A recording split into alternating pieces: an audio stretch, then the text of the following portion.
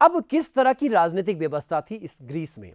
प्राचीन काल में ग्रीस में क्या क्या राजनीतिक व्यवस्था थी? सबसे पहले शब्द आ रहा है ये मोनार्की। मोनार्की मतलब एक तरह का राजतंत्र, जहां पे राजा सर्वोच्च है, राजा सर्वोच्च है, राजा की चलती है, एक व्यक्ति की शासन सत्ता है। दूसरे नंबर पर आप देख रहे हैं some cities states had a single ruler, एक राजा होगा केवल। सेकंड नंबर पर जो आएगा वो आप देख सकते हैं ऑलिगार्की, यानी जहां पर कुछ लोगों का समूह, देखिए कुछ लोग हैं, एक आप इनका ड्रेसअप देखिए, ड्रेसअप आपको ग्रीस में और रोमन में लगभग लगभग मिलता जुलता सा दिखाई देगा।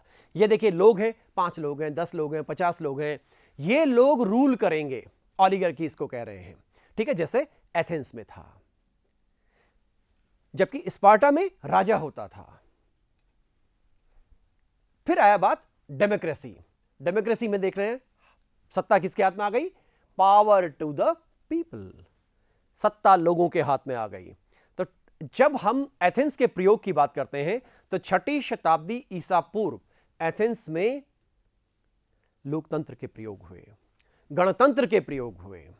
कलेस्थनीज की बात आती है, सोलन की बात आती है, इन्होंने 6ठी शताब्दी से लेकर 4ठी शताब्दी के बीच में गणतंत्र के बड़े बड़े प्रयोग एथेंस में किए।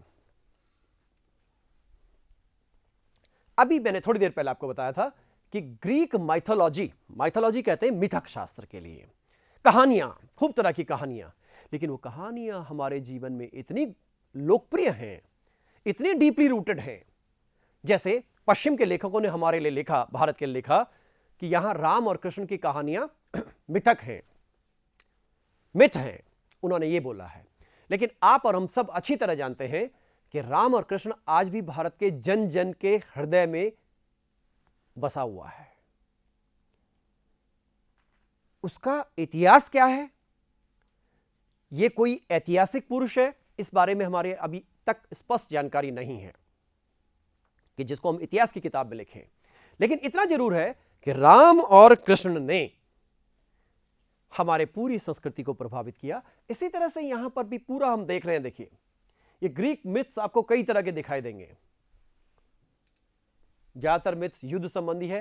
ये ट्रोजन वॉर की चर्चा मैंने आप लोगों से की थी कि शुरुआत का जो पहला युद्ध है ट्रोजन नाम की जगह से लड़ा गया और इसलिए इसको ट्रोजन वॉर कहते हैं। ये आप देख रहे होंगे, एक घोड़े की आकृति है जिसके भीतर सैनिक बैठकर गए। अपने यहाँ भी राजस्थान में मिलता है कि 1303 में जो चित्तौड़ का अभियान हुआ था उसमें डोली और पालकी में सैनिक चले गए दुल्हन बन करके, उनके साथ दासियां जाएंगी। वो कहानी कुछ कुछ मिलती जुलती कहानी है। शायद यही कारण था कि कर्नल जेम्स टॉड को राजस्थान बहुत पसंद आया और उन्होंने कहीं थर्मोपल्ली कह दिया, कहीं मैराथन कह दिया। इसकी चर्चा भी मैं दोबारा करता हूं आपसे। तो मैं बात कर रहा था कि किस तरह से ग्रीस और ग्रीक मिथक हमारे सामने दिखाई देते हैं। इसी संबंध में मैंने ये ट्रोजन वॉर के बारे में बात की। इलियड एंड ओडिसी में किस तरह से इसमें ट्रोजन वॉर को डिस्क्राइब किया हुआ है। ऐसी मान्यता है कि लगभग 12वीं-13वीं शताब्दी में कभी ये हुआ था। हम इसमें कोई कंफर्म नहीं है। उसके बाद मैंने अभी आपको थोड़ी देर पहले बताया था कि किस तरह से ट्रॉय का युद्ध होता है, जिसका वर्णन हम इलियड में देखते हैं। और ये वो लोग हैं जिनकी चर्चा ये इसमें इन ग्रंथों में आती है। एक्लीज की चर्चा मैंने अभी आपसे की थी, ओडिसियस की चर्चा की थी, हेक्टर की चर्चा की थी। ये एगोमेनोन जो था ये राजा का नाम है। ये तो सारे योद्धा हैं। देखिए, आप देखिए क्रम देखिए, एक्लीज का नाम पहले आ रहा है क्योंकि वो उस वक्त का बहुत विराट योद्धा है। और इस तरह से हम इस पूरे एपिसोड को देखते हैं।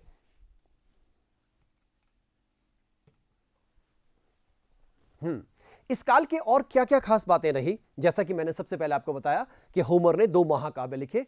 इसके लिए लिखा बोला जा रहा है नेशनल लिटरेचर, क्योंकि जो ग्रीक लोग हैं, जो यूरोपियंस हैं, वो अपने को मूल रूप से ट्रेस करते हैं कहां से? ग्रीस से। तो वो इसको शब्द उन्होंने दे दिया राष्ट्रीय साहित्य। हां, उनके लिए राष्ट्रीय हो सकता है वो शब्द। उसके बाद रिसर्जेंस ऑफ ट्रेड, यहां पर व्यापार वाणिज्य का विकास हुआ। हम जब भारत के साथ चर्चा करते हैं, भारत के साथ भी ग्रीक लोगों के व्यापार होने का उल्लेख हम 2री, 3री, 4थी शताब्दी ईसा पूर्व तक पाते हैं। इसके अलावा एक बड़ा फेमस नाम आप सब लोगों ने सुना है कि 776 ईसा पूर्व में ओलंपिक गेम्स प्रारंभ हुए। यहां का एक सबसे प्रमुख देवता था जिसका नाम था जीएस। ये जीएस सर्वोच्च देवता माना गया है, बाकी देवता सब इससे संबंधित है, उस पर एक क्वेश्चन बनाएंगे हम अभी। इस जीएस को प्रसन्न करने के लिए ओलंपिक गेम्स शुरू हुए। ओलंपिया आप सब लोगों ने शब्द सुना है, और उसके बाद आधुनिक काल में हम देखते हैं कि 1896 में एथेंस से पहला ओलंपिक शुरू हुआ, और एवरी 4 इयर्स इंटरवल, 4 साल के अंतराल में एक एक ओलंपिक होता आया है, और अभी तक ये प्रक्रिया चल रही है। ये देन है हमें ग्रीस की। तो ये ओलंपिक गेम्स, आप जानते हैं कि आज की डेट में तो ओलंपिक गेम्स में गेम्स की संख्या बढ़ती जा रही है, निरंतर बढ़ती जा रही है, लेकिन इस काल में ये गेम्स ज़्यादातर जो संकेंद्रित थे वो एथलेटिक्स और उसके आसपास में संकेंद्रित थे। सेकेंडली, ये स्क्रिप्चर्स हैं, यानी कि मूर्तियां हैं। सिटी स्टेट की मैं आपसे चर्चा कर चुका हूं। आप देख सकते हैं, ये पिक्चर आप देख रहे होंगे, ये जो पिक्चर है इसमें चक्का फेंकते हुए दिखाया जा रहा है। ये भी एक प्रतीक है, डिस्कस थ्रो बोलते हैं अंग्रेजी में। ये डिस्कस थ्रो है, यानी कि चक्का फेंक। इसके अलावा आपने देखा कि मैंने पॉलिस की आपसे चर्चा की है कि पॉलिस किस तरह का एक सिटी स्टेट हुआ करता था। एक मैंने टेम्पल्स की बात की कि पार्थेनन नाम का एक टेम्पल यहां पर बनाया गया। किसके समय में? पेरिक्लीस के समय में। पेरिक्लीस के समय में बनाया गया, और इसके साथ मैंने एक्रोपोलिस की आपसे चर्चा की है। और इसी प्रकार से क्लासिकल लिटरेचर यहां पे इस पीरियड में शुरू होता है। पोइट्री है, मुख्य रूप से तो पोइट्री लिखी गई है। अब हम नगर राज्यों की चर्चा कर रहे हैं। पहली बात आई स्पार्टा पे। स्पार्टा, मैंने आपको बताया कि जब इसकी लोकेशन की बात करते हैं तो मेन ये ग्रीस के एरिया में है, और ये आइसोलेटेड सिटी स्टेट है। अन्य क्षेत्रों की तुलना में सांस्कृतिक रूप से एथेंस से खास करके सांस्कृतिक रूप से भिन्न था। और मैंने आपको बताया था यहां पर मिलिट्री कल्चर हुआ करता था। उस मिलिट्री कल्चर के अंतर्गत जो बच्चे होते थे उनको सैन्य पद्धति में ढाला जाता था। उनके साथ उनको हर तरह की वॉर स्ट्रेटेजी, हर तरह से युद्ध लड़ना, फ्लैंक्स बनाना, अपने से लंबे भाले का इस्तेमाल करना, तलवारों का इस्तेमाल करना, घुड़सवारी करना, ये इनके कल्चर का पार्ट था। इसलिए यहां पर हमारा जो हम पार्ट दिखाई देता है, स्पार्टा एक इंपॉर्टेंट राज्य के रूप में डेवलप होता है, और स्पार्टन्स को इस काल में सबसे बेहतरीन सैनिक और सेनापति माना गया। तो स्पार्टा की बात करते हैं, वहां पे एक शब्द आता है लाइकर्गस।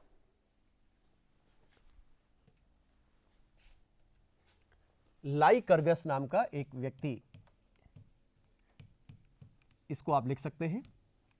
इसको वहां के स्पार्टा के सोशो फैब्रिक का संस्थापक कहा जाता है, सामाजिक संरचना का मूल संस्थापक कहा जाता है।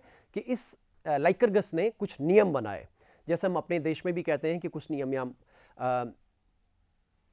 धर्मशास्त्रों में बनाए गए, कुछ उससे पहले के बनाए गए, कुछ स्मृतियों में बनाए गए। इसी तरह से लाइकर्गस ने इस तरह की एक व्यवस्था की। इसी प्रकार से जब हम ओलंपिक की बात करते हैं तो ओलंपिक भी स्पार्टन्स की ही देन है। इन्हीं लोगों ने ओलंपिक्स को भी प्रमोट किया था। और इसी तरह से यहाँ पर जब हम ओलंपिक की बात करते हैं तो यहाँ पर मैंने जीएस देवता का उल्लेख किया था।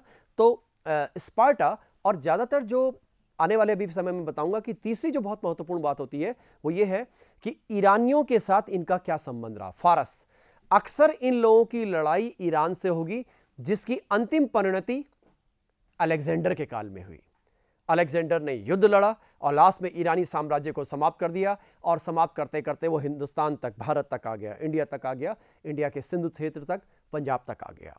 तो ये वाला पार्ट भी हमको इसी के अंतर्गत देखना है। दूसरी चीज जब आती है यहां पे स्पार्टा का स्ट्रक्चर, और एक ये वॉर का नाम आ रहा है पेलोपोनेशियन वॉर्स। पेलोपोनेशियन वॉर्स उन युद्धों के लिए कहा गया, यह भी खूब पूछा जाता है, पेलोपोनेशियन वॉर्स क्या हैं, पेलोपोनेशियन युद्ध क्या हैं। ये एथेंस और स्पार्टा के बीच में परस्पर संघर्ष हुए हैं। आप जैसे कि आप जानते हैं कि रोमन सिविलाइजेशन में हम प्यूनिक वॉर की बात करते हैं, उसी तरह से यहाँ पे पेलोपोनेशियन वॉर्स की चर्चा होती है। बहुत से युद्ध इसके अंतर्गत लड़े गए। ये स्पार्टा आ गया। स्पार्टा का आप देख रहे हैं एक आइडियल सैनिक है। इस आइडियल सैनिक के हाथ में जो ये आप भाला देख रहे हैं, ये भाला इसकी हाइट से बड़ा होगा और इसकी हाइट से 2 गुना भी हो सकता है, इसकी हाइट से 2 गुना भी हो सकता है। और ये इनकी सैन्य प्रणाली थी। आप देख लीजिए कि उनको मिलिट्री स्कूल में ट्रेनिंग मिलेगी। स्पार्टन सोसाइटी का ये सिस्टम था कि उनको मिलिट्री स्कूल में ट्रेनिंग मिलेगी और एक नियम था कि 7 साल का अगर बच्चा हो गया, बेटा हो गया, इनके यहाँ इनकी महिलाएं भी सशक्त होती थी, वो भी लड़ने वाली होती थी। और ये बोला जाता था कि 7 साल के बाद बेटा आपका नहीं है, वो अब सेना के लिए गया। यानी सेना सब कुछ है, स्पार्टा सब कुछ है, स्पार्टा के बगैर हम नहीं है। यहां तक स्थिति थी कि पारिवारिक जीवन में भी सैनिकों की शादियां भी होती थी, लेकिन वो अपने परिवार के साथ ज्यादा समय नहीं व्यतीत कर सकते थे। ये आपने देखा, मैंने जो बात बताई थी कि किस तरह उसको पहाड़ी क्षेत्रों में, पर्वतीय क्षेत्रों में, ऐसी जगह ठंडे प्रदेशों में भेजा जाएगा, जंगली जानवरों के बीच में उसको लड़वाया जाएगा ताकि उसकी फिटनेस और उसकी लड़ने की ताकत वो डेवलप हो सके। ये आप देख रहे हैं एथेंस। इन लोगों ने, जैसा कि मैंने आपको पहले बताया कि कला के क्षेत्र में, संस्कृति के क्षेत्र में, फिलॉसफी के क्षेत्र में इन लोगों ने ज्यादा विकास किया, म्यूजिक के क्षेत्र में इन्होंने विकास किया। ये पार्ट अपना एथेंस का आता है। अब एक बात होती थी, ये करीब 1400 ईसा पूर्व से पहले से चला आ रहा था। वहां पे मंदिर हुआ करते थे। ये डेल्फी का ओरेकल की बात हो रही है। और यहां जब युद्ध हुआ करते थे तो युद्ध होने के दौरान सबसे पहले अगर राजा कोई युद्ध कर रहा है तो राजा को पहले परमिशन लेनी पड़ेगी। किसकी? देवता की। और देवता का ये जो मंदिर है ये किसी पहाड़ी क्षेत्र में है। तो राजा अपने आप में कुछ, जिसको हमारे यहां इंडियन कल्चर में हम दक्षिणा कहते हैं, राजा दक्षिणा लेकर जाएगा और पूछेगा उनसे, पुजारियों से। पुजारी जब तक परमिशन नहीं देंगे, ये डेल्फी की चर्चा हो रही है, तब तक युद्ध आगे नहीं बढ़ेगा। आपको परमिशन नहीं है वॉर करने की। और वहां पे एक कुछ पुजारियों, ईश्वर तक पहुंचने के लिए कुछ लड़कियां होती थी, उनको ऑरेकल्स कहा जाता था। उनके माध्यम से ईश्वर से बात होती थी और वो पुजारी बात करेगा और कोई बात नहीं करेगा, पुजारी बात करेगा और वो बोलेगा, देखो भाई ये आया हुआ है राजा, ये फारस के साथ युद्ध लड़ना चाहता है, क्या युद्ध होना चाहिए? और सबसे आश्चर्य की बात, वो अपनी पूरी वॉर स्ट्रेटेजी प्लान लेकर आएगा उनके सामने। ये बात समझ में नहीं आती कि पुजारी को वॉर स्ट्रेटेजी कितनी समझ में आएगी, लेकिन वो लेकर आता है और वहां पे रखेगा, मेरी सेना ऐसे जाएगी, मेरा वॉरफेयर ऐसे रहेगा, इस सिस्टम से मैं काम करूंगा।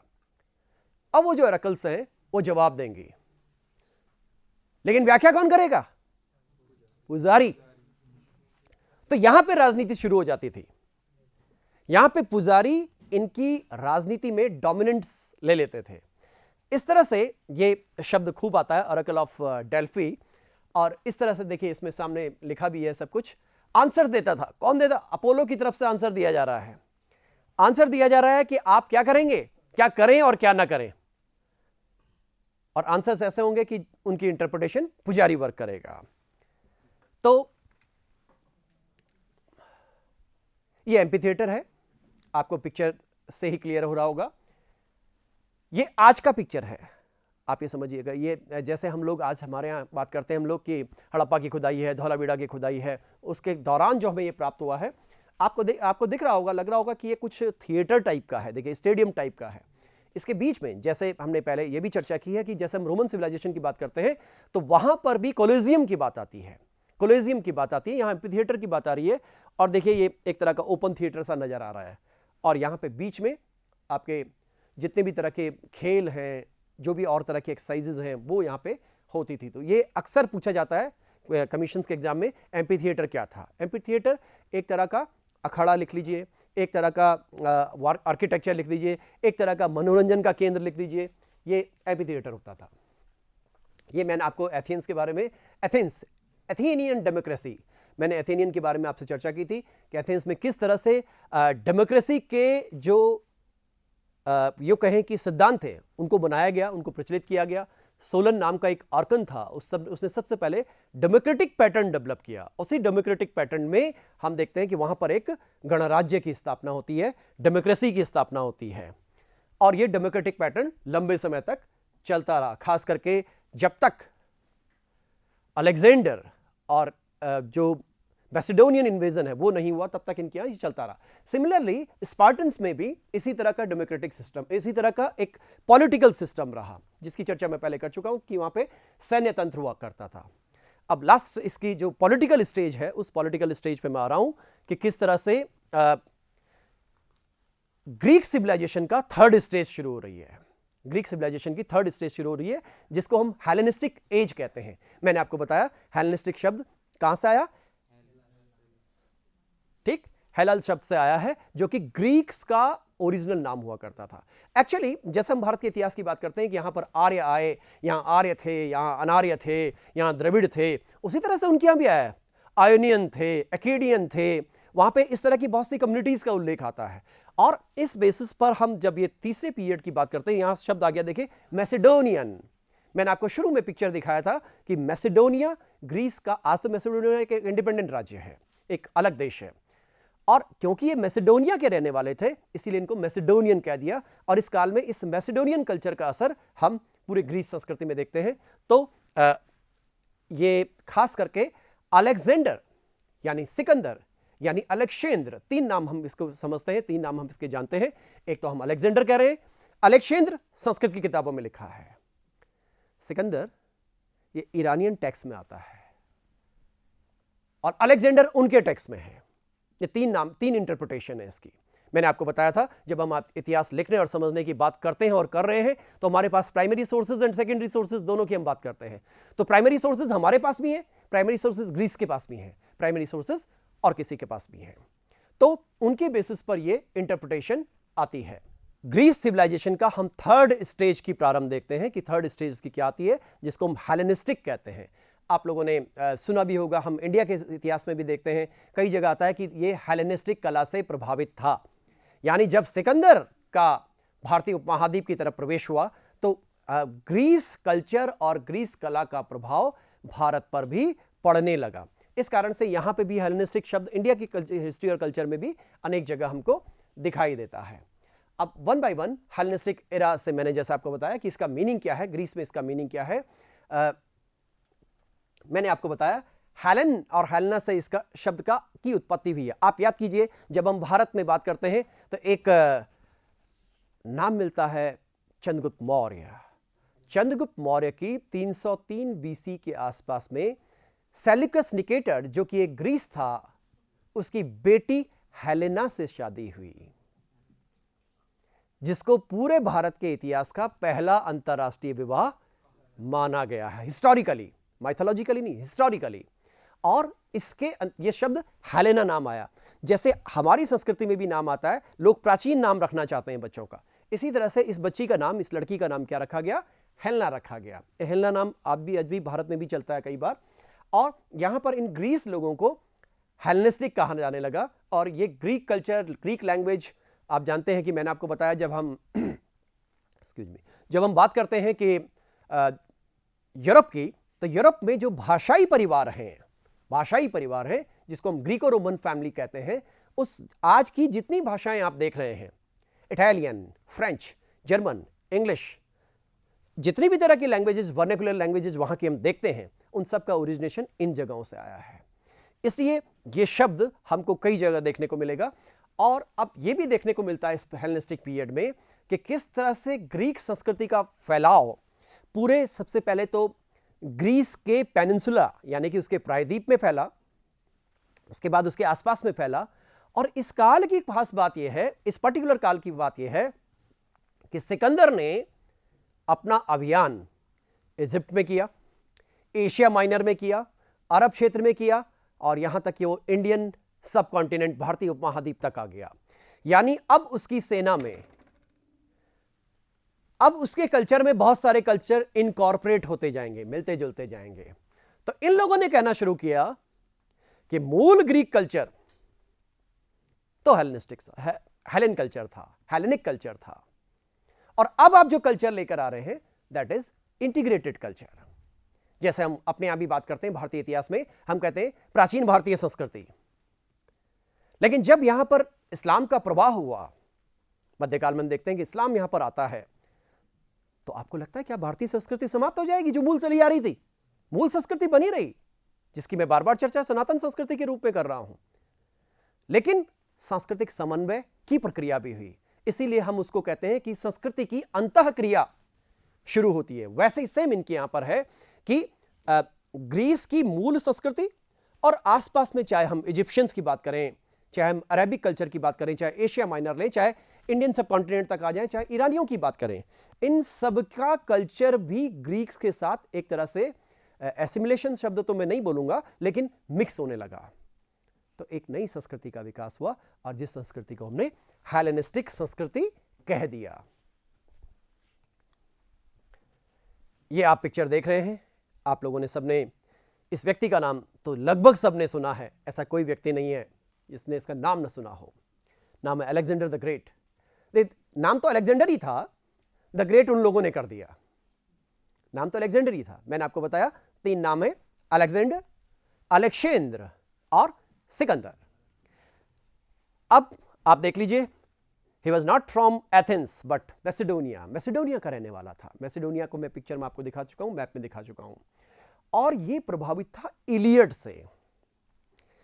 यहां क्या होता था, इन पर्टिकुलर सब एरियाज में क्या होता था कि अक्सर बच्चों को, लड़कों को, लड़कियों को, स्टूडेंट्स को ग्रीक मिथक सुनाए जाते थे। जैसे हम भारतीय संस्कृति में देखते हैं ना कि रामायण की कथा की कुछ ना कुछ बात आपको पता है, महाभारत की कथा की कोई ना कोई बात आपको पता है, चाहे हम दुर्योधन की कथा की बात करें, चाहे कर्ण की कथा की बात करें, चाहे अर्जुन की कथा की बात करें, चाहे हम राम रावण के युद्ध की बात करें। बच्चा बचपन से उसको कहीं ना कहीं पढ़ रहा है, सुन रहा है, समझ रहा है। ऐसे ही क्या होता था, इस व्यक्ति के दिमाग में एक बात आती है। बात थी, क्या मैं अकेलीस नहीं बन सकता? मैंने अभी याद दिलाया आपको कि अकेलीस कौन था? उस जमाने का सबसे बड़ा योद्धा था जिसको हराना संभव नहीं था, जिसको ईश्वरीय आशीर्वाद प्राप्त था। इसी तरह से सिकंदर सोचता है, क्या मैं भी ये कर सकता हूं? इसके गुरु का नाम है अरस्तु। अरस्तु से बात करता है, क्या ऐसा किया जा सकता है कि आज तक हमें हमारा जो शोषण है वो पूरब के लोगों ने किया है। पूरब का मतलब एशिया, उनको एशियन पावर्स कहते थे। और इन एशियन पावर्स में कौन आता था? पर्शियंस आते थे, फारसी साम्राज्य, अंग्रेजी में एक्मेनियन कहते हैं, एक्मेनियन पीरियड। ये एक्मेनियन 6वीं शताब्दी से लेकर लगभग 3री-4थी शताब्दी तक बने रहे। तो ये एक्मेनियन जाकर के इनके पर्टिकुलर इलाकों में अटैक करते थे, क्योंकि ग्रीक राज्य छोटे छोटे नगर राज्य थे, इनको हराना आसान था। बहुत बड़ा साम्राज्य था। इनके यहां भी कई मिथक प्रचलन में थे कि वो जो एशियाई आते हैं, वो एशियाई बहुत बड़े बड़े जानवर लेके आते हैं, उनके पास बहुत माया होती है। कौन सी माया? पैसे वाली नहीं, उनके पास जादू होते हैं और वो हमें समाप्त कर देते हैं। इसलिए स्पार्टन्स, आप अपने देश के लिए लड़ो, देश। और यह सिखाया जा रहा है पूरे ग्रीस में। ठीक यही चीज हिटलर के दिमाग में, इनके अलेक्जेंडर के दिमाग में आती है। इस बीच में अब जब ये प्रोसीड करेगा तो हमें बहुत सारे युद्ध देखने को मिलेंगे, जिसमें मैंने आपको बात की थी कि किस तरह से ग्रीस का और एशिया में फारसियों का संघर्ष होता है। इसकी चर्चा अभी इसके साथ साथ ही करते हैं। ये देखिए उस वक्त की दुनिया है। जिस व्यक्ति को आप इस विश्व का विश्व विजेता कह रहे हैं, उसके पास केवल ये पिक्चर है। आप देखें, क्या इसके पास सारी दुनिया है? क्या ये विश्व विजेता कहा जाना चाहिए? आज के हिसाब से नहीं। लेकिन जिस काल की हम बात कर रहे हैं, उस काल में विश्व की इतनी सी जानकारी थी कि ये तो यूरोप का पार्ट हो गया और ये एशिया का पार्ट हो गया। जिसके पास ये दोनों पार्ट आ गए, वो सिकंदर। और यहां पर हम देखते हैं वन बाय वन। एक्चुअली अब जरा पहले आप थोड़ा और बैकग्राउंड समझ लीजिए जिसकी आवश्यकता पड़ेगी और जो क्वेश्चंस कॉम्पिटिटिव एग्जाम्स में और यूनिवर्सिटी सिस्टम में पूछे जाते हैं। इस मैप में स्ट्रक्चर देखिएगा आप, आपके सामने ये जो मैप दिखाई दे रहा है, ये आप एक बार गौर करें इसमें। ये वाला पार्ट देखिए, ये ग्रीस का पार्ट है, ये क्रीट है, ये ग्रीस है। एक देखिए यहां पे शब्द लिखा हुआ है हेलास। हेलास से क्या बना, मैंने क्या बोला था आपको, ग्रीस शब्द हेलास से बना है, हेलास से ये हेलना बना है। यहां है ये पूरे छोटे छोटे छोटे छोटे द्वीप। ये वाला पार्ट जो आप देख रहे हैं ये आज का टर्की का एरिया है, जिसको हम एशिया माइनर कहते थे। क्या कहते हैं, एशिया माइनर कहते हैं। और इससे यहां से ये पार्ट अब अरबी प्रायद्वीप शुरू होता है, ये आप लोग देख रहे हैं अरबी प्रायद्वीप। यहां सिकंदर इस एरिया में आगे तक नहीं गया है। ये पार्ट इजिप्ट का पार्ट है जहां पर नील नदी थी। कोई भी आक्रांता, कोई भी आक्रमणकारी सदैव वहां जाना चाहेगा जहां कुछ मिलेगा, जहां प्रॉस्पेरिटी होगी। इधर क्यों जाएगा, वो इधर जाएगा, इजिप्ट में जाएगा। तो यहां पर क्या था, ये देखिए, यहां आप येलो पार्ट जो आप इधर देख रहे हैं, ये पार्ट हाइडेस्पीस देख रहे हैं आप। ये वाला येलो पार्ट जो आपको दिखाई दे रहा है, ये पार्ट कौन सा पार्ट था, इंडिया है। ये इंडिया है, ये इंडियन सब कॉन्टिनेंट है। इस साइड में ये इंडियन सब कॉन्टिनेंट है। ये ग्रीस सिविलाइजेशन वाला पार्ट हो गया, ये इजिप्ट हो गया, ये अरब हो गया। और अब इसके बीच में बात करेंगे हम लोग। ये जो सारा साम्राज्य आप देख रहे हैं, पार्थिया से लेके, एरिया से लेके आज का जिसको हम ईरान कहते हैं, ईरान है, इराक है, लेबनान है, अफगानिस्तान है, सेंट्रल एशिया वाला पार्ट है, बैक्ट्रिया तक, तजाकिस्तान, कजाकिस्तान, उज्बेकिस्तान, ये वाला पार्ट, ये सारा पार्ट फारसियों के पास था। और इनको हम हकमनी, हमारे टेक्स्ट में, हमारे इंडियन टेक्स्ट में हकमनी लिखा हुआ है, संस्कृत टेक्स्ट में, और उनके यहाँ को एक्मेनियन लिखा हुआ है। ये राजवंशों के नाम है, एक ही नाम है लेकिन प्रोनाउंसिएशन अलग अलग लें। अब क्या होता है, 6ठी शताब्दी से लेकर के और लगातार 4वीं शताब्दी तक, सिकंदर तक, इनके और इनके युद्ध हुए। अक्सर ये लोग आते थे और इनको लूट कर जाते थे, मार कर जाते थे। ये वो हैं जिन्होंने भारत तक भी जीत लिया था, सिंध का इलाका, अपर सिंध का इलाका। और इस इलाके में बड़ी संख्या में सैनिकों की भर्ती की जाती थी। यही कारण था कि अक्सर ग्रीस में भी भारतीय सैनिक लड़ने जाते थे। मैं उस जमाने की बात कर रहा हूं। विश्व युद्ध के दौरान तो आप सब लोगों ने सुना है कि भारतीय सैनिक विश्व युद्ध लड़ने के लिए गए और न जाने कहां कहां गए। दिल्ली आपको जाने का मौका मिले तो दिल्ली में देखिएगा, गेट ऑफ इंडिया में पूरी लिस्टिंग है, सॉरी इंडिया गेट में पूरी लिस्टिंग की हुई है, वर्ल्ड वॉर में जो शहीद हुए। तो ये जो भारतीय सैनिक हैं ये इनके साथ जा रहे हैं। और अक्सर जिन युद्धों की चर्चा हम लोग करते हैं, जैसे आपने सबने सुना है मैराथन, थर्मोपल्ली,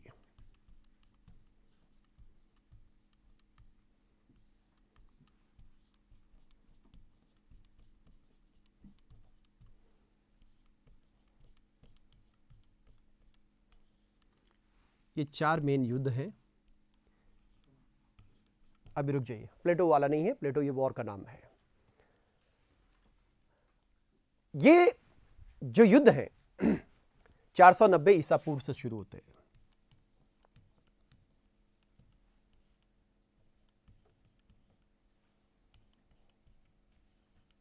ये सब बीसी में, और ये 479 बीसी।